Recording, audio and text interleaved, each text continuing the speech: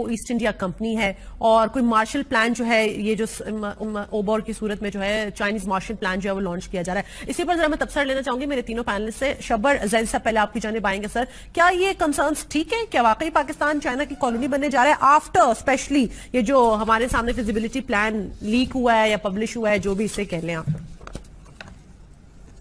دیکھیے, اس میں 3-4 چیزوں کو دھیان میں رکھیں تو یہ بات تھوڑی سامنے آئے گی, مگر میں ابھی کنکلوژن دینے کو تیار نہیں ہوں کہ آپ ایسٹ انڈیا کمپنی بننے جا رہے ہیں. پہلی بات تو یہ ہے کہ جو کولیبریشن ہوتا ہے, اکنامک کولیبریشن, اس کے 3 حصے ہوتے ہیں. ایک ہوتی ہے ٹیکنالوجی ٹرانسفر, ایک ہوتا ہے انویسٹمنٹ, اور ایک actual activity in that country. جو مجھے نظر آ رہا ہے کہ ٹیکنالوجی ٹرانسفر کا مجھے کوئی میکینزم نظر نہیں آ رہا کہ کوئی ٹیکنالوجی ٹرانسفر ہو رہی ہے چائنا سے پاکستان میں. دوسرا, انویسٹمنٹ ہو رہی ہے, تو وہ انویسٹمنٹ جہاں تک مجھے نظر آئی ہے, وہ انویسٹمنٹ جو نظر آ رہی ہے وہ انفراسٹرکچر میں ہے. انڈسٹریل ایکٹیویٹی میں کیا انویسٹمنٹ ہوگی اس کے بارے میں کلیئر نہیں ہوں ابھی تک. ٹھیک ہے. اب اگر چائنا والے اپنے پلانٹ کو ڈسلوکیٹ کر کے کراچی میں پاکستان میں لوکیٹ کرنا چاہتے ہیں, اور اس کے ساتھ وہ چائنیز مینجمنٹ اور چائنیز لیبر ہی لگانا چاہتے ہیں, تو پھر شاید ہم اپنی پوری چیزوں کو پوری طرح انڈرسٹینڈ نہیں کر سکے. تو پہلے ہم یہ ڈیسائیڈ کرنا چاہیے ہمیں کہ انفراسٹرکچر کی میں انویسٹمنٹ ہو رہی ہے, اور یا ٹیکنالوجی ٹرانسفر ہو رہی ہے, یا چائنیز بزنس ڈسلوکیٹ ہو کے پاکستان میں لگ رہے ہیں. جو میری انڈرسٹینڈنگ ہے, جو ابھی تک جو مجھے سمجھ آ رہا ہے جو نہیں ہونا چاہیے, وہ یہ ہے کہ چائنیز کی جو ایکسپورٹ انڈسٹری اس وقت لگی ہوئی ہے ایسٹ چائنا میں, شاید وہ ایکسپینسو ہو گئی ہے, تو اس کو ڈسلوکیٹ کر کے وہ لگانا چاہتے ہیں اپنے ویسٹرن ایریا میں یا پاکستان کے ایریاز میں, with the Chinese labour and Chinese engineer working there. اگر یہ اسٹریٹجی ہے تو میں زیادہ اس پہ کمفرٹیبل نہیں ہوں, کیونکہ ہم بھی ایک ہیومن ریسورس کا ملک ہیں, اور ہم بھی 20 کروڑ کی آبادی کا ملک ہیں. ہمیں یہ کولیبریشن نہیں چاہیے, ہمیں انویسٹمنٹ اور ٹیکنالوجی چاہیے. تو یہاں پہ آ کر ایک کلیش آف انٹرسٹ ہوگا, اور شاید ہم کچھ چیزوں میں بہت جلدی کر لیتے ہیں فیصلے, اور ہم نے یہ فیصلہ کر لیا کہ جہاں بھی سی پیک کی جو ڈاٹڈ لائن ہوگی ہم ڈاٹڈ لائن پہ سائن کر دیں گے. میرا خیال ہے کہ ڈاٹڈ لائن پہ سائن کرنا نہیں ہے. چائنا ہمارا دوست ہے, چائنا کو ہمیں ہمارے ساتھ کام کرنا ہے, مگر 2-3 چیزیں ہمیں دھیان میں رکھنی چاہیے. چائنا اس وقت ایک بہت کیش ریچ اکنامی ہے, اور ان کو اپنے جو ان کی ایکسس لیکوڈیٹی ہے اس کو کہیں نہ کہیں پارک کرنا ہے, اور اس پارک کرنے میں ایک بہت وائبل پلیس جو پاکستان ہے, اور وہ ان کے لیے بہت وائبل ہے کہ یہاں پر گروتھ ریٹ بہت آگے بڑھنے والا ہے بیکاز آف پاپولیشن. مگر یہ سارا اس وقت ہو سکتا ہے جب میں اس کو ون سچویشن پہ کھیلنے کی کوشش کروں. جو مجھے آج جو بلو پرنٹ نظر آتا رہا ہے پاسٹ میں, اور جو بلو پرنٹ میں نے آج ڈان میں دیکھا ہے, اگر میں چاہتا ہوں کہ ڈان میں جو بلو پرنٹ ہے وہ غلط ہو, میری خواہش ہے کہ وہ غلط ہو, تو اگر وہ غلط نہیں ہے تو پھر میں چاہتا ہوں کہ میں اس کو دوبارہ دیکھوں, اور میں اس کو ایز اے پاکستانی دیکھوں, اور میں اس بات پہ بلیو نہیں کرتا کہ چائنا ہمارا دوست ہے اور امریکہ ہمارا دشمن ہے اور بھارت ہمارا دشمن ہے. یہ اکنامکس کی ورلڈ ہے جہاں پر جس کے حق میں معاشی فیصلہ ہوگا وہ معاشی فیصلہ ہوگا. چائنیز کی بزنس مین اپنا معاشی فائدہ دیکھتے ہوئے کاروبار کریں گے. ٹھیک ہے, آپ لوگ یہ بھی جاننا چاہ رہے ہوں گے کہ اس سی پیکس کے ماسٹر پلان جو ریویل کیا گیا ہے آج اخبار کے اندر, اس میں ایسا کیا ایکسکلوسیو ہے. تو 2-4 چیزیں آپ کو بتا دیں کہ ایک تو اس کو پڑھنے سے یہ واضح ہو جاتا ہے کہ کوئی مفت کی بریانی جو ہے وہ نہیں بٹ رہی ہے. چائنیز کمپنیز جو ہیں وہ ہر چیز میں آگے ہوں گی, ان کا فائدہ جو ہے وہ سب سے زیادہ ہوگا, وہ لیڈ رول میں ہوں گی. اس کے ساتھ ساتھ انہیں ایڈوائز کی گئی ہے کہ لوکلز کو بھی آن بورڈ رکھے, لیکن یہ ایڈوائز کی حد تک کس پر کتنا عمل کیا جاتا ہے یہ ہمیں نہیں پتا. میجر فوکس اس پر انڈسٹری کی بجائے ایگریکلچر میں ہمیں نظر آ رہا ہے, زراعت کے شعبے کے اندر, اور پاکستان ایک ایگریرین سوسائٹی بھی ہے, لیکن اس کو چائنا اپنے فائدے کے لیے کیسے استعمال کرے گا اس پر زیادہ فوکس ہے.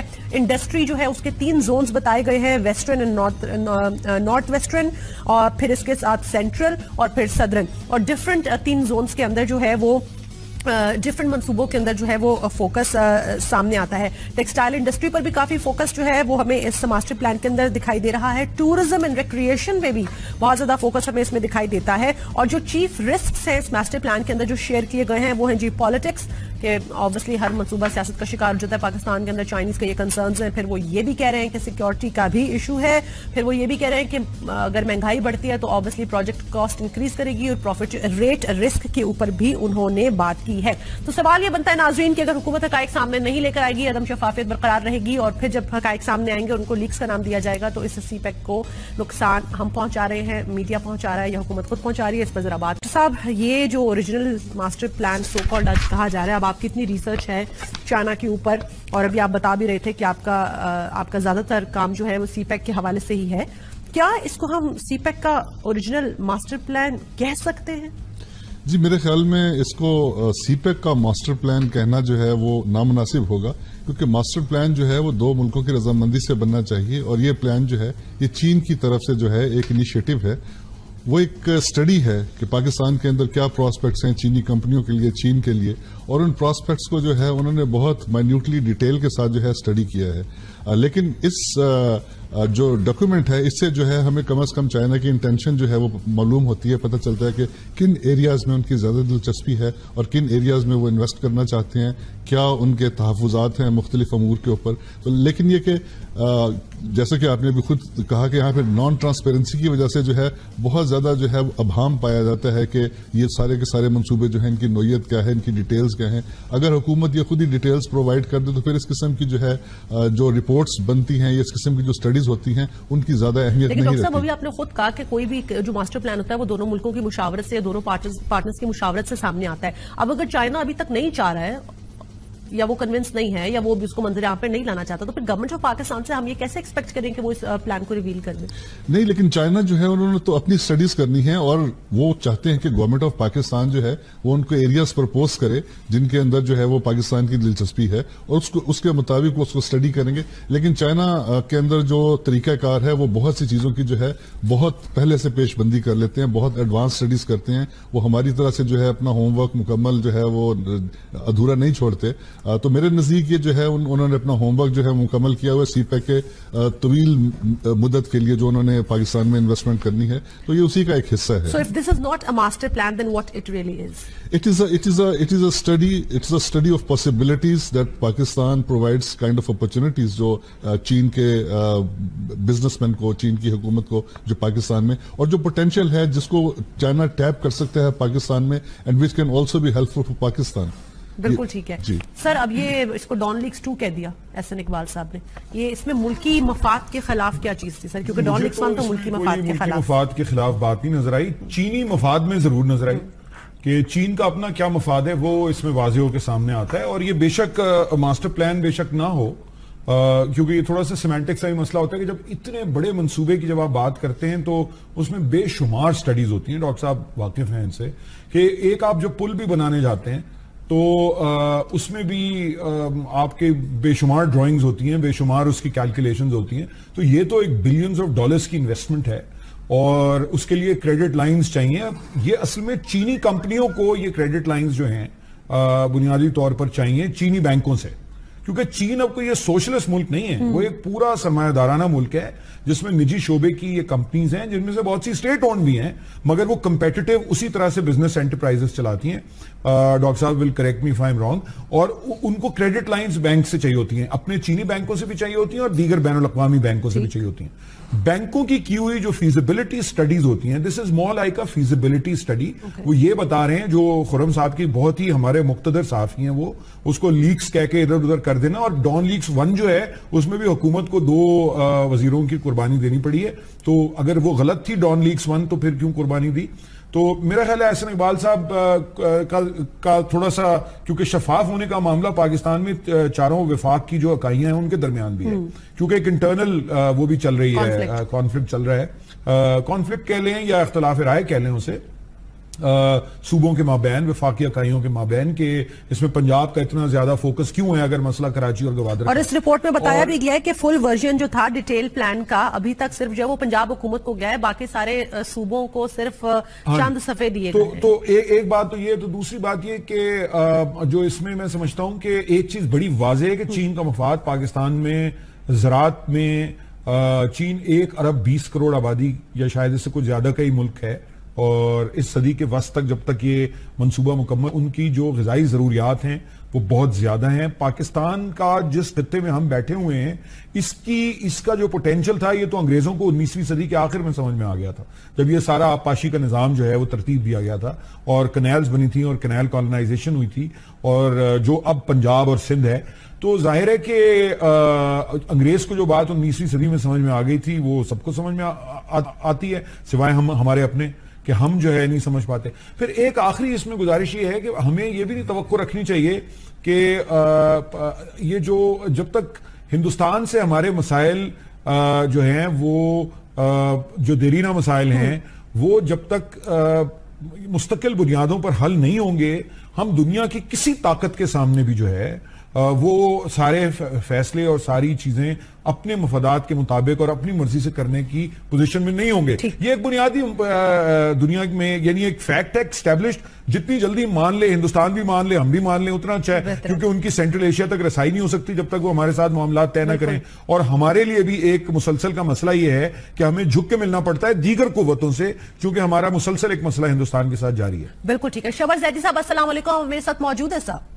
وعلیکم السلام فرمائیے. جی شہباز زیدی صاحب، یہ ڈان لیکس 2 کا اس کو نام دیا احسن اقبال صاحب نے. آپ کے سر کہ سی پیک پہ ڈے 1 سے ہم دیکھ رہے ہیں کہ ٹرانسپیرنسی گورنمنٹ انشور کرنے میں ناکام ہے، اور جب اس طرح کی خبریں پھر اخبار میں سامنے آتی ہیں، بجائے اس کے کہ اس کے اوپر کلیریفیکیشن دی جاتی یا اس کے اوپر کوئی واضح گورنمنٹ کی سٹیٹمنٹ آتی، سیدھا ایک ٹویٹ کر کے احسن اقبال صاحب نے اس کو باقاعدہ طور پہ آؤٹ رائٹلی مسترد کر دیا، ریجیکٹ کی سچویشن بنے گی. آپ کیا کہیں گے اس حوالے سے کہ اگر یہی اوریجنل ماسٹر پلان ہوتا ہے؟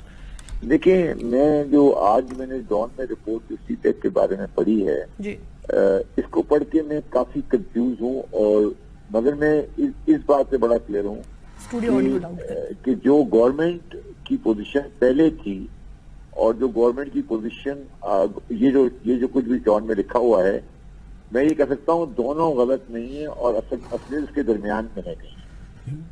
آڈیو بڑھا دیں. جی سر، میری گزارش یہ ہے کہ جو گورنمنٹ نے پہلے پوزیشن دی تھی اور یہ جو ڈان لیگ 2 آپ کہہ رہی ہیں، حقیقت دونوں بالکل صحیح نہیں ہے، مگر حقیقت اس کے درمیان میں ہے.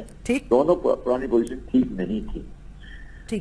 پوزیشن یہ ہے کہ میں جب سے یہ سی پیک کی بات شروع ہوئی ہے، میں personally as a accountant and student economics میں اس کے بارے میں کلیئر نہیں ہوں. کلیئر اس سینس میں نہیں ہوں کہ ایک روڈ تو بنے گی جو ٹرانزٹ روڈ ہے فرام تاشگڑھ ٹو گوادر، ٹھیک، مگر اس کا پاکستان کی معیشت سے کیا ریلیشن شپ ہے وہ میرے لیے انہونی بات تھی، میں سمجھ نہیں پا رہا تھا. ٹھیک، آج جو کچھ آیا ہے اس سے مجھے کچھ تھوڑی بات سمجھ آئی، مگر میں اس جو آج آیا ہے اس سے میں بہت زیادہ خوش نہیں ہوں.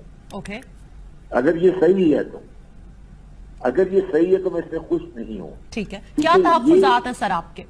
جی، تحفظات کیا ہیں سر آپ کے؟ اس میں میرے 2 تحفظات ہیں، کوئی ایک پازیٹو بات ہے، ایک نیگیٹو بات ہے. میری پازیٹو بات یہ ہے کہ پاکستان میں جو آج معاشی مسائل ہیں اور جو پاکستان کی معاشی ایشوز ہیں، اگر ہم یہ کہہ رہے ہیں کہ ہمارے اندر صلاحیت نہیں ہے اور ہمیں ایک باہر والا آ کے سکھائے گا کہ ایگریکلچر کیسے کریں، تو پھر اس کا مطلب ہے کہ ہم ایک ناکام قوم ہیں.